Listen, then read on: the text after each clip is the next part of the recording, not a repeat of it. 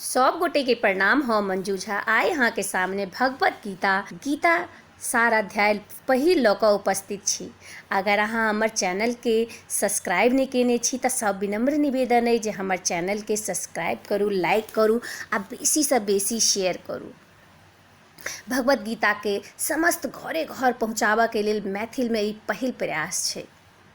तो अहाँ सब आशीर्वाद दिया जी एहि प्रयास में हम कामयाब होई। भगवत गीता के असंख्य लोग वीडियो बनेने छे, असंख्य लोग एहि पर काज केने छे, अहाँ सुननहो हेबै, पर हम मंजू झा पहिल बेर एकर व्याख्या कऽ रहल छी। कथी विशेष छै ई गीता में अगर किछु विशेष छै तऽ ओ छथिन श्री कृष्ण।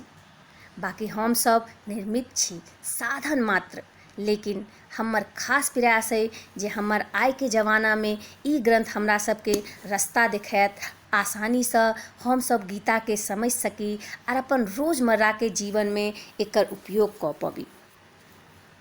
ओना तऽ गीता के बारे में बहुत किछु कहल गेल छै, सुनायल गेल छै। शायद ही कोनो ग्रंथ एहन हेतै जै पर एते लिखल गेल होय जते गीता पर लिखल गेल छै।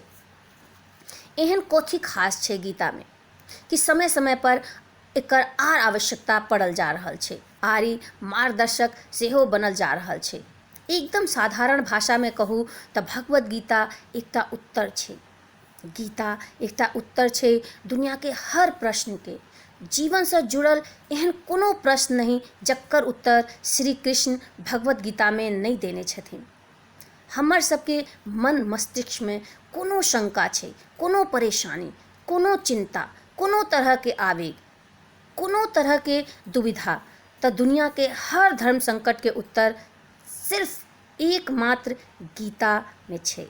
भगवत गीता में 18 अध्याय छे और हर अध्याय में वेदों और उपनिषद के सार छे। एकरा वेद और उपनिषद समझ कर डरवाक नहीं छे। ई नहीं सोचू जे ई हमर समझ से दूर के बात छे। एकर हर अध्याय, हर श्लोक में अपना आप के अर्जुन समझू। क्या अर्जुन के हर समस्या, सब डर अगर देखल जाए तो वो हमर सबके परेशानी छे और हर परेशानी के हल बता रहल छथिन श्री कृष्ण।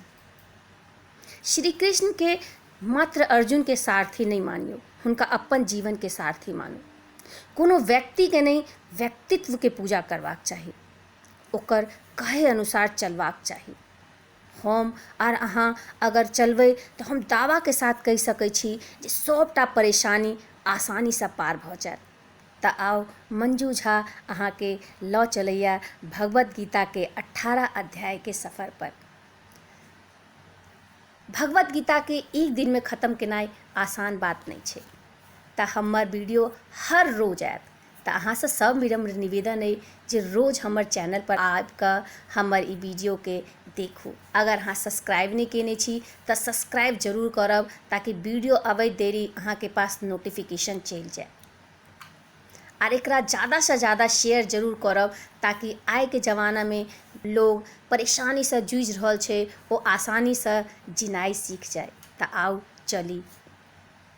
अध्याय 1 अर्जुन विषाद योग पहिल अध्याय छे। अर्जुन विषाद योग एतऽ से शुरू होइ छे। अर्जुन विषाद योग एतऽ से शुरू होइ छे जे धृतराष्ट्र के सवाल से ओ जाना चाहे छथिन युद्ध में की भऽ रहल छे, हुनकर पुत्र दुर्योधन और ओकर बाकी सेना कथी कऽ रहल छे, आ साथे साथ ओ पांडु पुत्र के सेना के बारे में सेहो जाना चाहे छथिन। हुनका दुनू सेना के शूरवीर के वर्णन और अर्जुन के विषाद मतलब उनकर दुख, उनकर समस्या, उनकर धर्म संकट। धृतराष्ट्र उवाच धर्मक्षेत्रे कुरुक्षेत्रे समवेतायुयोत्सवः मामकाः पाण्डवाश्चैव किमकुर्वत संजय।